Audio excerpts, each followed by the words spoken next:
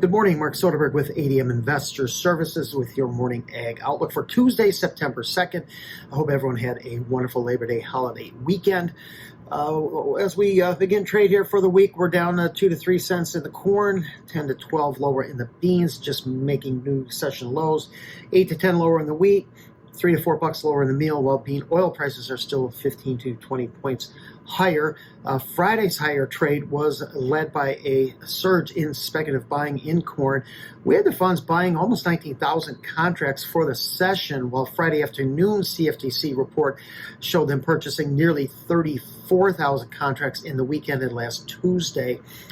If realized, we have their short position now by the money managers down to about 85,000 contracts, which would be the smallest short position since last May. Elsewhere, speculative buyers were light buyers across the rest of the ag space on Friday. Labor Day weekend weather saw rains mostly confined to the western Corn Belt, southern plains, and the Gulf Coast region. Mostly normal temperatures, except for the Great Lakes region where temperatures were cooler than normal. Below normal temperature trend will continue through the nation's midsection through the first full week of September before a mid-month warm-up. Just some scattered showers over the Midwest this week, heaviest amounts for the eastern Great Lakes areas. Still not much rain for the dry areas in the southern Midwest and northern Delta. I look for bean ratings to slip 2% this week, corn off another 1%. After today's close, we also get the census soybean crush figures from July, expected to come in at a record high, right around the record high for the month, at around 207 million bushels. Bean oil stocks are expected to push up just above 1.9 billion. That would be up less than 1% from June, however, would be down about 5% from July a year ago. Friday's EIA report showed that combined biodiesel and renewable diesel production ticked up to 409 million gallons in the month of June. That was up from 408 in May. Bean oil usage, however, rose 2% to 1.045 billion pounds. That was the highest now since last December.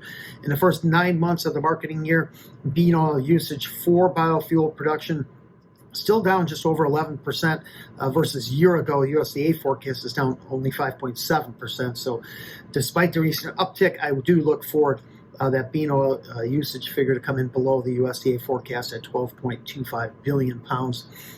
Friday's price surge in corn saw it closing the new highs for the month. Strong export demand and just a growing belief that the USDA production and yield forecast is probably too high, I think has fueled the bullish momentum. Next resistance is the 100-day moving average at 431. Initial support for Nove beans comes in at last week's low at 1039 3/4. Secondary support at the 100-day moving average at 1029.5.